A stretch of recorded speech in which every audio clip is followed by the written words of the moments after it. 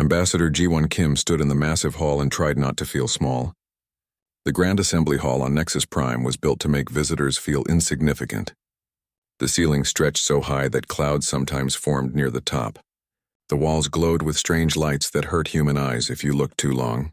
74 different species had representatives here, and most of them were bigger than humans. Ji-won had been Earth's ambassador for 3 years now. She had learned to walk these halls with confidence, even when her heart was racing. Today, her heart was definitely racing. The message had come 2 days ago. The Galactic Council wanted to see her immediately. It was time for Earth's tribute assessment. Every new species received one after their first 20 years in the Council. Humanity had been members for exactly 23 years. Ji-won knew what tribute meant. She had studied the Council's history carefully. When a species joined the Council, they had to pay for the privilege. They had to give resources, technology, sometimes even people. The Council called it contributing to galactic prosperity. Ji-won called it something else, but she kept that opinion to herself. Chancellor Verath stood at the center of the hall. The Chancellor was made of some kind of living crystal that caught and reflected light in dizzying patterns. Verath was old, thousands of years old according to rumors. The Chancellor had seen hundreds of species join the Council and accept their tribute demands. Ambassador Kim. Verath's voice echoed through the hall like breaking glass. You may approach. Ji-won walked forward. Her shoes clicked on the smooth floor. Behind her, Captain Minho Park stood at attention in his military uniform. Minho commanded Earth's flagship, the Soul's Pride. He was here as Ji-won's military advisor, but really, he was here to witness what happened next. High Overseer Quilmara stepped forward.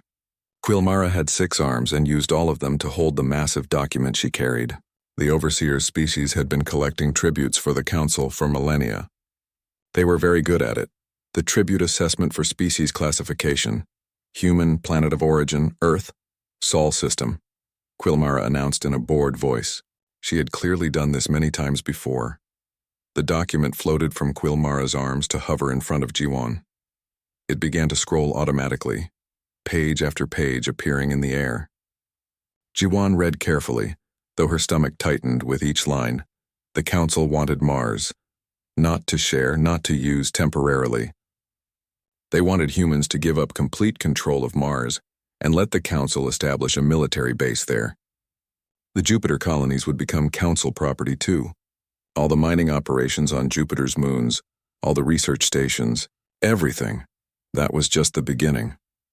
Earth's antimatter production facilities would need to send 70% of everything they made to the Council. Antimatter was expensive and difficult to produce. 70% would cripple Earth's own space program. The tribute also demanded 2 million human workers. They would be sent to a construction project in the Helix Nebula, 15,000 light-years from Earth. The project would take at least 100 years. The workers would spend their entire lives there, far from home. There were more demands. Weapon technology, ship designs, medical research. The list went on for 30 pages. Ji-won read every word while the assembled aliens watched her. Most of them looked bored. A few seemed curious about how the human would react. None of them looked surprised by the demands. This was normal for them. These terms are standard for all new member species, Chancellor Verath explained. Every species contributes according to their capabilities. This is how the Council has maintained peace and prosperity for 50,000 years. Ji-won looked up from the document. And if we refuse? A ripple went through the crowd. Several aliens made sounds that the translation devices interpreted as laughter. One delegate, a creature that looked like a floating jellyfish, actually said, "They always ask that." Verath's crystal body flashed brighter for a moment. Refusal is not advisable, Ambassador. Species that do not fulfill their tribute obligations face economic sanctions. They are cut off from Council trade networks. Their ships are not permitted in Council space. In extreme cases, military oversight may be necessary to ensure compliance. Military oversight, Ji-won repeated. You mean invasion? We prefer to call it protective administration, Quilmara said with a smile that showed too many teeth. But yes, if you want to be crude about it. Though that has only been necessary 17 times in Council history. Most species are wise enough to accept the honor of contributing to our great civilization. Captain Minho shifted slightly behind Ji-won. She knew what he was thinking because she was thinking the same thing. This wasn't an invitation to contribute. This was extortion dressed up in pretty words. Jiwon looked around the hall. 74 species, and all of them had accepted these terms. Some of their worlds were rich and powerful now, comfortable in the council's hierarchy. Others looked diminished, their representatives standing quiet and submissive in the shadows. Those were the species that had nothing left to give but kept giving anyway because they had no choice. How long do we have to consider these terms? Jiwon asked. 30 standard days to submit your acceptance and begin implementation, Vareth said. However, we require your preliminary acknowledgement within 72 hours. A formality, you understand? All species acknowledge that they will comply. Jiwon looked at the document again. 2 million people. Entire colonies. Most of Earth's antimatter production. This would set humanity back decades, maybe centuries. Earth had fought so hard to reach the stars. They had survived wars, climate disasters, near-extinction events. They had built ships and cities and dreams, and now the council wanted to take it all away.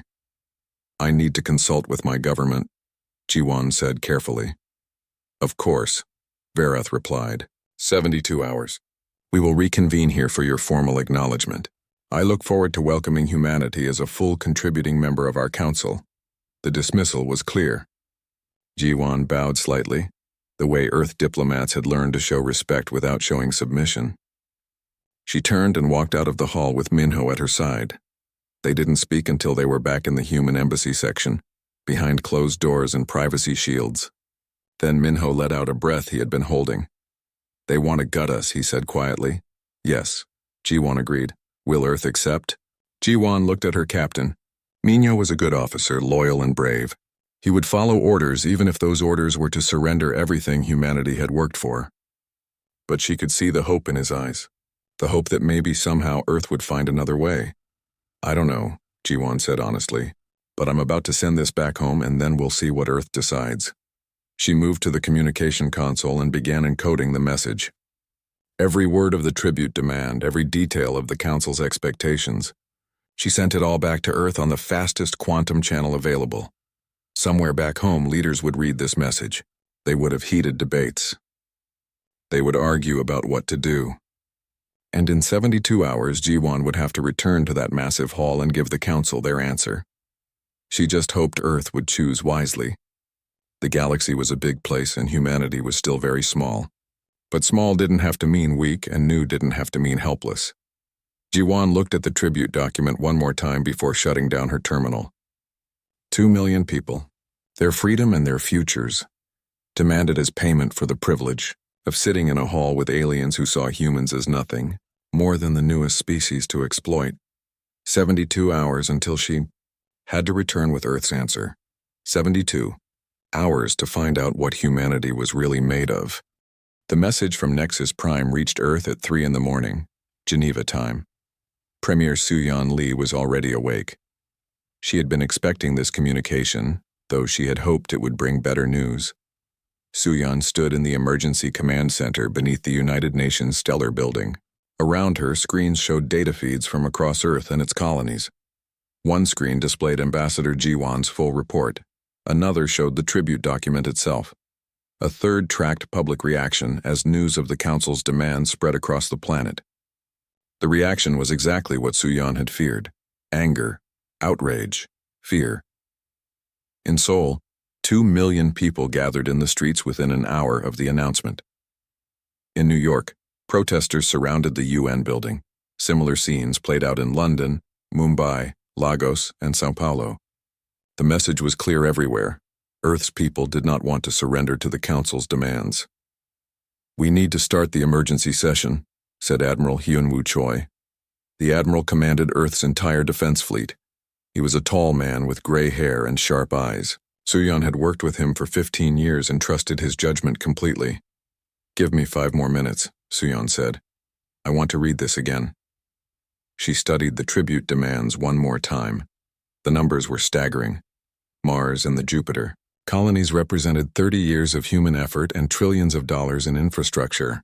The antimatter production quote would effectively end Earth's deep space exploration program.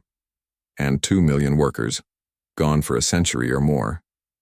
But it was the tone of the document that bothered Suyan most. The council didn't ask. They didn't negotiate.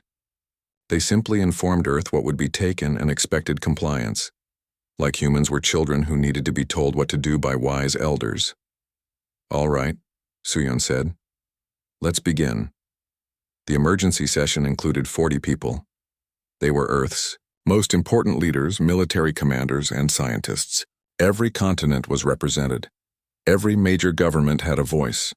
They gathered in person when possible, and joined by secure hologram when distance made physical presence impossible. General Do-hyun Nam spoke first. He ran Earth's Strategic Intelligence Division. His job was knowing things that other people wanted to keep secret. "We've been monitoring council communications for 3 years, Do-hyun said. "This tribute assessment matches the pattern they've used on every species that joined in the last 1,000 years. The demands are calculated to weaken us significantly, but not destroy us completely. They want us dependent on the council." "Can we negotiate better terms?" asked someone from the European delegation. "Unlikely," Do-hyun replied. "Our intelligence suggests the council sees negotiation as weakness. Species that try to bargain usually end up with worse terms." "Then what are our options?" Premier Suyan asked. "3 main choices," Admiral Hyunwoo said, standing to address the room. 1. We accept the terms and become a subordinate species in the council. 2. We attempt to negotiate and probably fail. 3. We refuse completely. "Refusal means war," someone pointed out. "Possibly," Hyunwoo agreed. "But not certainly, and that's important." Dr. Yoonji Kang stood up next. She was Earth's chief science advisor and one of the smartest people Suyan had ever met. Yoonji had doctorates in quantum physics, military technology, and xenobiology. If anyone could find a 4th option, it would be her. "I need to share something that's been classified until now," Yoonji said. "For the past 5 years, we've been running deep analysis on council military capabilities. What we found is interesting." Yoonji activated a holographic display. It showed the council's fleet positions throughout the galaxy. "The council has approximately 8,000 military vessels," Yoonji continued. "That sounds impressive until you realize they're spread across 74 member systems and hundreds of trade routes. Most of those ships are old, some over 1,000 years old. The council hasn't fought a real war in 6 centuries. "What about their technology?" Premier Suyan asked.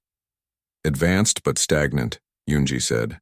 "The council's rigid hierarchy discourages innovation. Their weapons are powerful but predictable. Their shields are strong, but we've identified weaknesses. Meanwhile, Earth has been developing new technologies constantly because we're competitive by nature.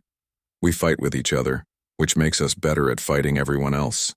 Admiral Hyunwoo pulled up another display. This one showed Earth's solar system.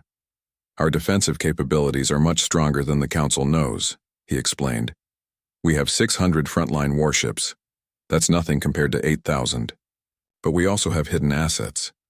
Stealth satellites with antimatter weapons. Automated defense platforms around Earth, Mars, and the asteroid belt. And our new quantum displacement shields." "Explain the shields," someone requested. Yoonji took over. "Quantum displacement shields don't just absorb energy like traditional shields. They redirect incoming fire into parallel dimensional spaces. The energy essentially disappears. It's a technology the council doesn't have because their science is thousands of years old and hasn't evolved." "So we could defend ourselves?" Premier Suyan asked. "Against a direct assault on the solar system, yes," Admiral Hyunwoo said. "We couldn't win an offensive war against the entire council, but we could make attacking Earth so expensive that it wouldn't be worth the cost." The room fell silent as everyone absorbed this information. General Do-hyun spoke again. "There's another factor to consider," he said. "The council maintains control through fear and tradition. No species has ever said no to tribute demands. Not once in 50,000 years of recorded council history. They're psychologically unprepared for defiance." "You're saying we could bluff them?" someone asked skeptically. "Not bluff," Do-hyun corrected. "We would need to be genuinely prepared to fight. But the council's decision-makers are bureaucrats, not warriors. They avoid conflict when possible. If we demonstrate that we're willing and able to defend ourselves, they might back down, rather than risk an expensive war. Premier Suyan looked around the room. She saw fear on some faces, determination on others, uncertainty everywhere. "Let me be clear about what we're discussing," she said. "If we refuse the tribute, we risk war with the most powerful political entity in the galaxy. Even if we successfully defend Earth, we could be isolated from galactic society. No trade, no allies, no access to council space. We would be alone." "We've been alone before," said Senator Wanshik Bey. He was one of Earth's most influential political leaders. Humans spent 300,000 years on one planet with no help from anyone. We survived. We can do it again if necessary. "But do we want to?" countered another delegate. "Joining the council gave us access to incredible opportunities. We've learned so much, made contact with dozens of species, advanced our technology by centuries. At what cost?" Wanshik shot back. "If we accept these terms, we're not members of the council. We're slaves with better furniture." The debate continued for hours. Arguments flew back and forth. Some advocated for acceptance, reasoning that humanity could rebuild over time. Others pushed for complete rejection, willing to face the consequences. A few suggested trying to negotiate, though General Do-hyun's intelligence reports made that option look increasingly pointless. Premier Suyan listened to everything. She asked questions. She challenged assumptions. She made people defend their positions with data and logic, not emotion. Finally, 18 hours after the session began, she called for a vote, not just from the people in this room, but from Earth's entire leadership structure. Every government, every major organization, every group with a stake in humanity's future. The voting took 2 more hours. When it finished, the results were clear. Not unanimous, but decisive.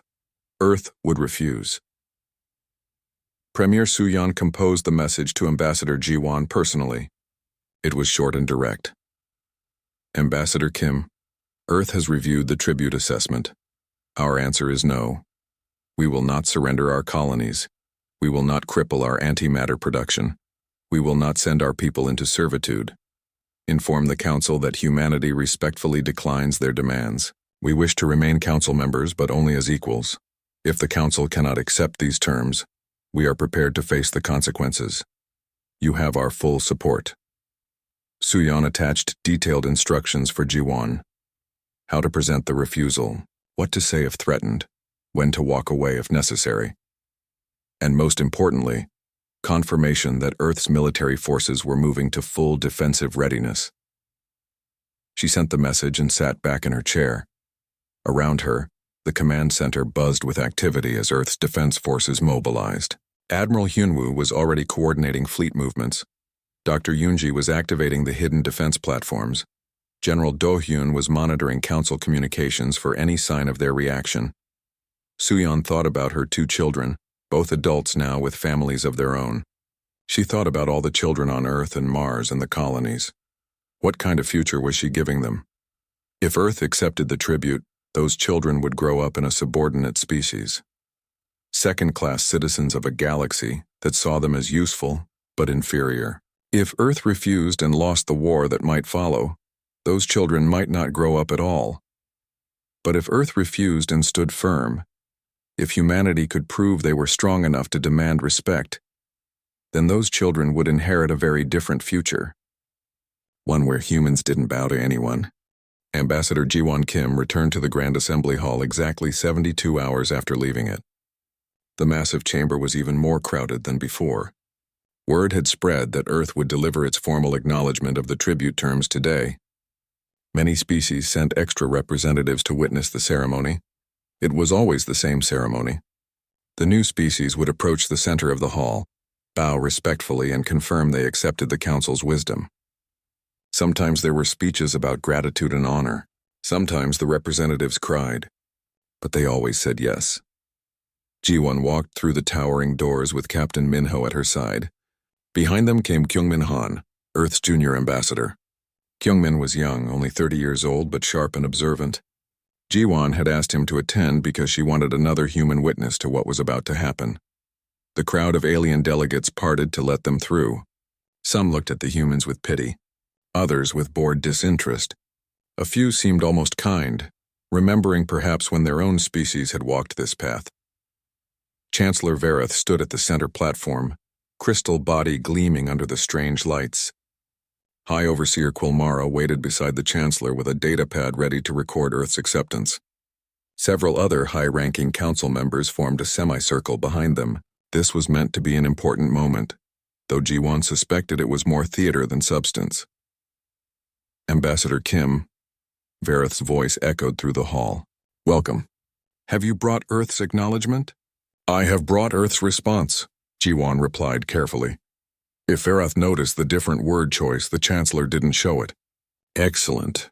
Please approach and deliver your statement. Ji-won walked to the center of the platform.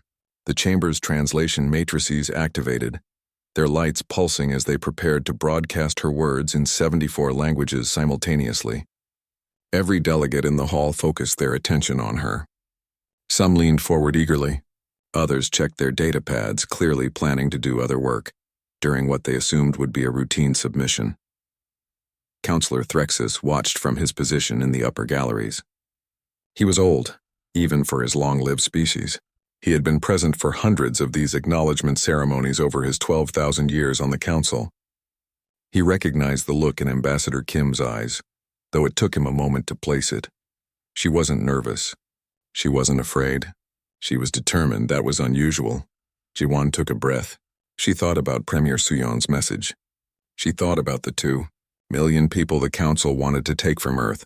She thought about Mars and Jupiter and all the human colonies that represented humanity's dreams of reaching beyond their homeworld. She thought about her daughter, 10 years old, who wanted to be a starship pilot when she grew up. What kind of galaxy would that little girl inherit? Chancellor Vareth, High Overseer Quilmara, honored delegates of the Galactic Council, Ji-won began. Her voice was steady and clear. I bring you the official response from Earth regarding the tribute assessment. We are pleased to receive it, Vareth said formally. You may proceed with your acknowledgement. Earth's response is no. For 3 full seconds, nothing happened. The translation matrices continued their pulsing lights. The delegates stared at Ji-won without comprehension. The word had been translated correctly into 74 languages, but it made no sense in context.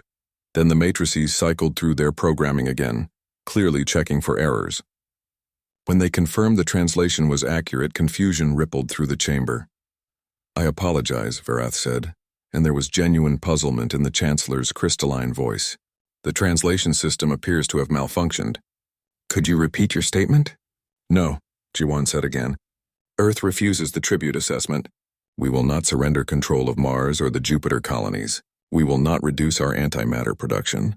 We will not provide 2,000,000 workers for council projects. Our answer to all these demands is no. The chamber erupted, not in anger yet, but in bewilderment. Delegates turned to each other, speaking in urgent whispers.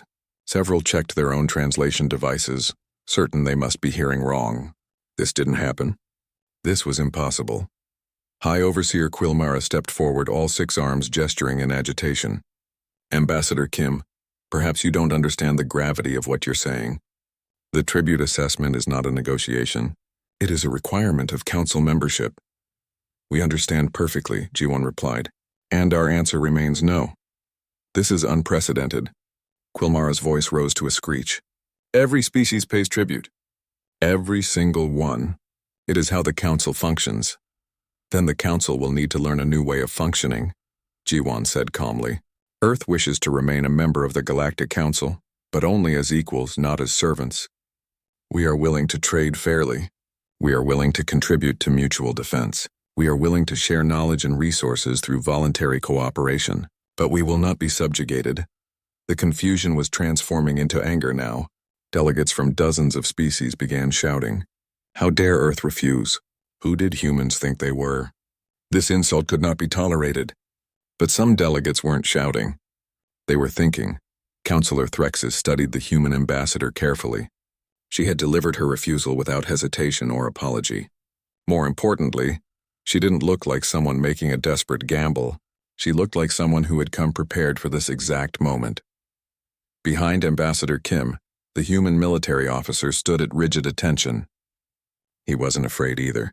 His hand rested near his sidearm, not threateningly, but ready, and the younger human diplomat was recording everything on multiple devices. These humans expected consequences. And they had come anyway. Chancellor Verath raised one crystalline arm and the chamber fell silent. The Chancellor's body flashed through several colors, which Jiwon had learned meant Verath was thinking hard. Ambassador Kim, Verath said slowly, perhaps you need more time to consult with your government. We could extend the acknowledgement period by another few days. This would allow you to reconsider this unfortunate position. Thank you for the offer, Jiwon replied. But additional time won't change Earth's answer. We have considered carefully. This decision represents the will of all humanity. We will not pay tribute. Then you leave the Council no choice, Verath said, and now there was a hard edge to the Chancellor's voice. Earth will be sanctioned. Your ships will be denied access to Council space. Your trade agreements will be voided. You will be economically isolated. We understand, Jiwon said. And if economic sanctions prove insufficient, Verath continued, the Council may be forced to take stronger measures, for your own protection, of course, to ensure proper administration of your planet and colonies until you can be trusted to govern yourselves responsibly. Jiwon met Verath's gaze steadily. If you mean military action, Chancellor, then say so clearly. Earth doesn't respond well to veiled threats. The chamber gasped. Speaking to the Chancellor with such directness was beyond rude. It was unthinkable. Several delegates looked ready to faint. Verath's crystal body turned a deep, angry red. Very well. If Earth continues this refusal, a Council enforcement fleet will be dispatched to your system. They will establish a blockade and begin extracting the tribute by force. This has been necessary on 17 previous occasions. It is never pleasant, but it is effective. Then I suppose we should prepare for your arrival, Jiwon said. She reached into her jacket and pulled out a small data chip. Before any fleets depart, however, I have something the Council should see. She inserted the chip into the platform's display system. High Overseer Quilmara moved to stop her, but Verath gestured for her to wait. The Chancellor wanted to see what the human would show them. The display activated, showing a star map of Earth's solar system. Then it began to populate with data, ship positions, defense platforms, weapon emplacements, shield generators. The numbers grew and grew. This is Earth's current defensive posture, Jiwon explained. 600 frontline warships, all fully crewed and armed. 4,000 automated defense platforms throughout the solar system. Quantum displacement shields protecting Earth, Mars, and all major colonies. She advanced to the next image. This one showed weapon specifications. Antimatter torpedoes, kinetic bombardment systems, cyber warfare capabilities. We've been studying Council military technology for 5 years, Jiwon continued. We know your fleet compositions, your tactics, your supply routes. We've identified weaknesses in your shield systems and vulnerabilities in your computer networks. The chamber had gone completely silent. Every delegate stared at the display in shock. This wasn't a bluff. The data was too detailed, too accurate. The humans had been spying on the Council the entire time they'd been members. Earth doesn't want war, Jiwon said. But if the Council attempts to subjugate us by force, we will defend ourselves. Your enforcement fleet will face determined resistance. Even if you eventually overcome our defenses, the cost will be enormous. Thousands of ships destroyed, millions of casualties, resources depleted that could be used for actual threats to Council security. She advanced to the final image. This one showed casualty projections for a full-scale assault on Earth's solar system. The numbers were staggering. Is this really worth it? The Council didn't choose wisdom. Not at first. 6 hours after Ambassador Jiwon delivered Earth's refusal, Chancellor Verath made a public announcement. The message was broadcast across every Council world and transmitted through every official channel. It was meant to be heard by everyone, especially by Earth. The Galactic Council deeply regrets that the human species has chosen defiance over cooperation, Verath declared. Despite our patience and generosity, Earth has refused its obligations to galactic society. This cannot be tolerated. Effective immediately, all human vessels are banned from Council space. All trade agreements with Earth are void, and a Council enforcement fleet has been dispatched to the Sol system to ensure proper compliance with Council law. The announcement included a detailed list of the fleet being sent. 200 warships under the command of High Admiral Vokresh, a veteran military leader whose species had served the Council for 8,000 years. The fleet would arrive at Earth's solar system in 6 days. Back on Earth, the announcement played on every news channel. People watched in fear and anger. Was this really happening? Were they about to go to war with the entire galaxy? Premier Suyon Lee stood in the command center and watched the broadcast with a grim expression. Around her, Earth's military leaders prepared for what might come. Admiral Hyunwoo, Suyon said quietly. Status report. Admiral Hyunwoo Choi pulled up a tactical display. All defense forces at maximum readiness. Fifth Fleet is positioning at the heliopause under Captain Minho's command. The Soul's Pride and 49 other capital ships. They'll be the first line of contact when the Council fleet arrives. What are our chances if it comes to fighting? Soyeon asked. In a defensive war. Better than the Council thinks, Hyunwoo replied. We can make the solar system very expensive to invade. But in any prolonged conflict, he shook his head. We're one species against 74. Eventually they could overwhelm us through sheer numbers. Dr. Yoonji Kang was working at a nearby console, monitoring Council communications. The interesting thing is how divided they are, she said. I'm picking up a lot of internal Council chatter. Not everyone agrees with sending this fleet. Explain, Suyeon said. Yoonji brought up her analysis. Several species are questioning whether this is worth the cost. A few are even suggesting that maybe Earth has a point about the tribute system being unfair. Chancellor Verath is facing significant internal opposition. General Do-hyun Nam joined the conversation. That matches our intelligence. The Council maintains unity through intimidation and tradition. They've never had a species refuse before. Some Council members are wondering what else might change if humans get away with saying no. Fleet Marshal Tae-won-yoon spoke up from his station. The defense grid is fully operational. Every platform, every satellite, every shield generator. If the Council wants Earth, they'll have to come through the most heavily defended space in human history. On Nexus Prime, Ambassador Jiwon received constant updates from Earth. She knew the fleet was coming. She knew what it meant. But she also saw something the Council might not have expected. Other species ambassadors were approaching her quietly. Not officially, never officially. But in corridors and private chambers, they asked questions. Is it true your planet refused tribute? One asked. How did you find the courage? Wondered another. What will you do when the fleet arrives? A third wanted to know. Jiwon answered honestly every time. Yes, Earth refused. The courage came from believing in their right to be free. And when the fleet arrived, humanity would stand and defend itself. Some ambassadors looked terrified by this. Their species had accepted Council rule long ago and couldn't imagine resistance. But others had a different look in their eyes. A look that said maybe, just maybe, there was another way to live. Councillor Threxus watched these quiet conversations with growing alarm. He had tried to warn Chancellor Verath that sending the fleet was a mistake, but Verath was stubborn. The Chancellor believed that a show of overwhelming force would bring Earth to heel and discourage any other species from getting ideas. Threxus thought Verath was wrong. He thought the humans would fight, and he thought that if they fought well enough, even in defeat, they would inspire others.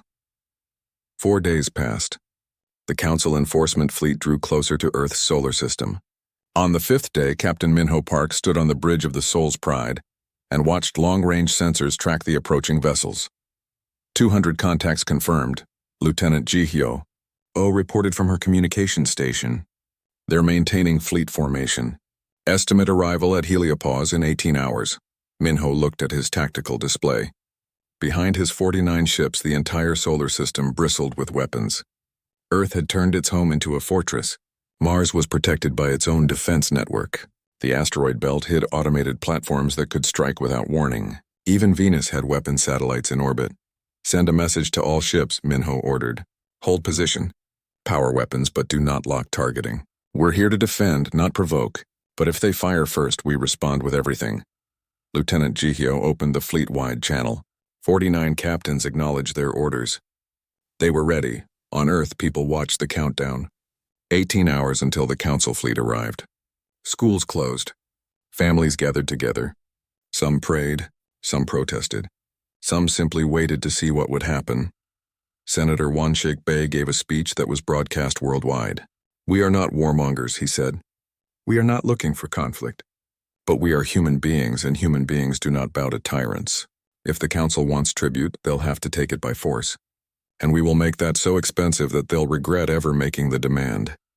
The speech was defiant and proud.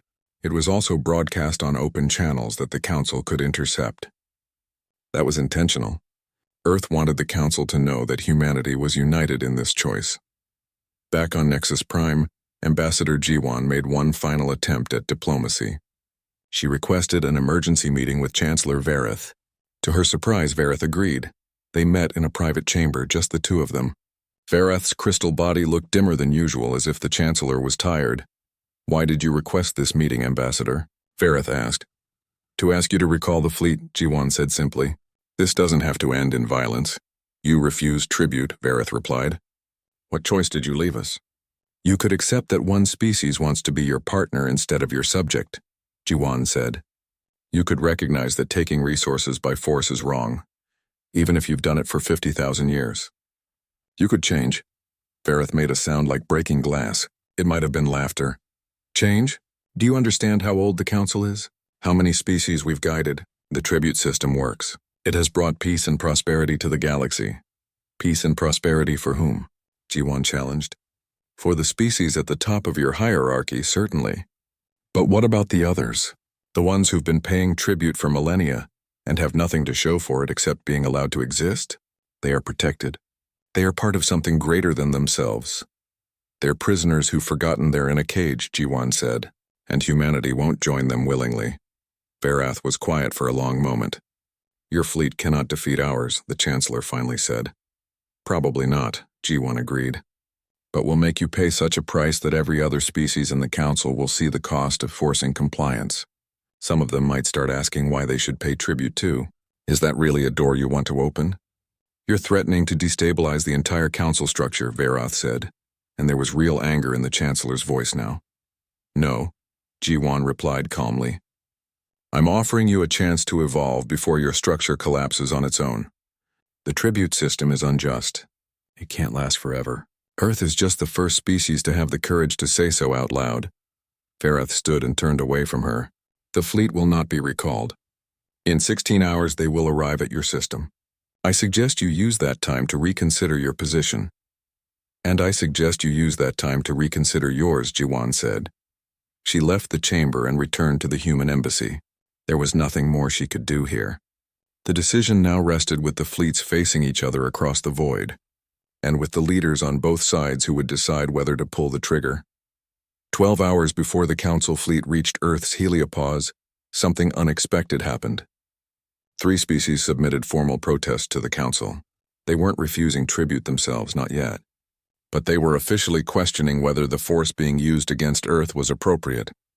8 hours before arrival, 5 more species joined the protest. 6 hours before arrival, Councillor Threxus submitted a formal motion to the Council leadership.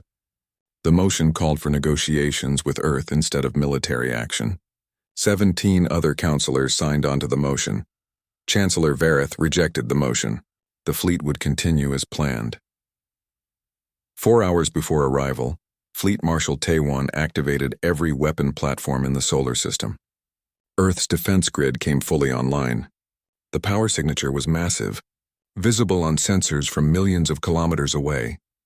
The Council fleet's commander, High Admiral Vakresh, saw the readings and reported back to Nexus Prime. "The humans are more heavily armed than intelligence suggested." The two fleets faced each other across the darkness of space. 200 Council warships against 50 human vessels, with thousands of automated defense platforms waiting behind the human line. Neither side moved. Neither side fired. Captain Minho Park stood on the bridge of the Soul's Pride and watched the tactical display. His hand rested near the firing controls. Around him, his crew waited at their stations, every person ready to do their duty if the order came. Range to lead Council vessel, 400,000 kilometers. Lieutenant Jihyo Oh reported. "They're slowing down." Minho felt a tiny bit of hope. If the Council fleet was slowing, maybe they weren't committed to immediate attack. Maybe there was still time for someone to make a better choice. "Maintain defensive formation," Minho ordered. "All weapons hot but fingers off the triggers. We don't fire unless they do." The minutes stretched into hours. The Council fleet stopped at 300,000 kilometers from the human defense line. They held position, neither advancing nor retreating. It was a standoff, and everyone knew it. On Nexus Prime, Chancellor Vareth received constant updates from High Admiral Vokresh. The reports were not encouraging. The human defense network is more sophisticated than anticipated, Vokresh reported. They have weapon platforms positioned throughout their solar system. Many are stealthed, and we cannot get accurate counts. Their capital ships are smaller than ours but appear to be technologically advanced, and their quantum shields are something we've never encountered before. Can you defeat them? Vareth demanded. There was a long pause before Vokresh answered. Yes, eventually. But my projections show 40 to 60% casualties in the initial engagement. More if the battle is prolonged, and even after we establish control. Holding this system against insurgent resistance would require a permanent occupation force of at least 50 vessels. Vareth felt a cold dread settling over the Chancellor's consciousness. 50 vessels in permanent occupation. That was 50 ships that couldn't be used anywhere else in Council space. And 40 to 60% casualties meant losing 80 to 120 ships just to subdue one stubborn species. The Council couldn't afford that. Not really. Those ships were needed to maintain control over 74 other worlds, protect trade routes, and project power across 3 galactic arms. Counselor Threxus entered Vareth's chamber without being announced, which was a serious breach of protocol. But these were serious times. Chancellor, you need to see what's happening, Threxus said urgently. He activated a holographic display showing the council chamber. It was in chaos. Delegates were arguing, shouting, demanding to be heard. Threxus pulled up the formal protest that had been filed. 11 species have now formally protested the military action against Earth, Threxus explained. Another 23 have submitted questions about the tribute system itself. Several are demanding reviews of their own tribute obligations. They're using Earth's defiance as an excuse to challenge Council authority, Vareth said. Yes, Threxus agreed, because Earth showed them it's possible to say no. If we crush the humans, we might intimidate everyone back into compliance. But if this turns into a prolonged war, if Earth inflicts heavy casualties on our fleet, then every species in the Council will see that resistance is viable. Vareth turned away from the display. The Chancellor had lived for 4,000 years and had never felt so uncertain. The tribute system was ancient, established long before Vareth had even been born. It was supposed to be unchangeable, eternal, but nothing was eternal if enough people decided to change it. What do you suggest? Vareth asked quietly. Negotiate, Threxus said. Open real negotiations with Earth. Find a compromise that preserves Council unity without forcing a destructive war. If we negotiate after they refused tribute, we're admitting the humans were right to refuse. Yes, Threxus said simply. We are. On Earth, 3 days passed in tense waiting. The Council fleet remained at 300,000 kilometers. The human defense forces remained on high alert. Captain Minho and his crews slept in shifts, always ready for battle. But the battle didn't come. Instead, on the morning of the 4th day, Ambassador Jiwan received an unexpected message. Chancellor Vareth wanted to meet again. Not for her to deliver another ultimatum, but for actual negotiations. Jiwan felt her heart race as she read the message. Could this be real? Or was it a trap? She consulted with Premier Suyon via quantum communication. It could be genuine, Suyon said carefully. Our intelligence suggests the Council is facing serious internal problems because of our refusal. Some species are openly questioning the tribute system. What are my negotiating parameters? Jiwan asked. No tribute, no territorial concessions, no forced labor, Suyon replied firmly. Those are red lines we will not cross. Everything else is on the table. We're willing to contribute to Council operations through fair trade. We're willing to participate in mutual defense agreements. We're even willing to share some technology voluntarily, but only as equals, not as subjects. Understood, Jiwan said. The negotiations began the next day. They were held in a neutral chamber with only a few participants. Jiwan represented Earth. Chancellor Vareth led the Council delegation with Councillor Threxus as chief negotiator. Several other species sent observers, including some who had filed protests. The talks were difficult. Vareth pushed for Earth to make at least symbolic tribute payments. Jiwan refused. Threxus suggested a middle ground where Earth would contribute resources at fair market rates instead of tribute. Jiwan said that was acceptable if it applied to all Council members equally, not just Earth. That was the moment everything changed. "You're asking us to eliminate the tribute system entirely," Vareth said. "I'm asking you to replace tribute with fair trade," Jiwan corrected. "Let species contribute based on mutual benefit, not coercion. It's a more stable foundation for your council anyway." The negotiations continued for 8 days. The council fleet remained at the edge of human space the entire time, a reminder of what could happen if talks failed. But slowly, painfully, an agreement took shape. It was called the Accord of Equals. Earth would join the council as a full member with no tribute obligations. Instead, humans would trade with other species at negotiated rates.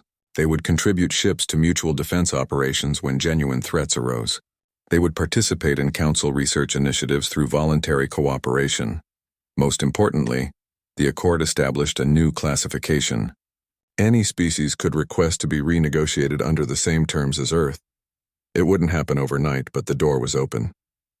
The tribute system could evolve into something fairer. 23 species immediately filed requests for renegotiation. Chancellor Verath knew then that the old order was truly dying. The Chancellor could have fought it, could have refused the Accord and ordered the fleet to attack Earth. But Threxus was right. The cost would be too high, and the example of human resistance had already spread too far. Sometimes, Verath realized, wisdom meant accepting change even when you didn't want to. The Accord was signed 15 days after Earth delivered its one-word refusal.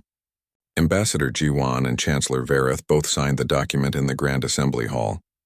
Witnessed by representatives from all 74 council species, the council enforcement fleet withdrew from the Sol system. Captain Minho and the 5th Fleet stood down from high alert.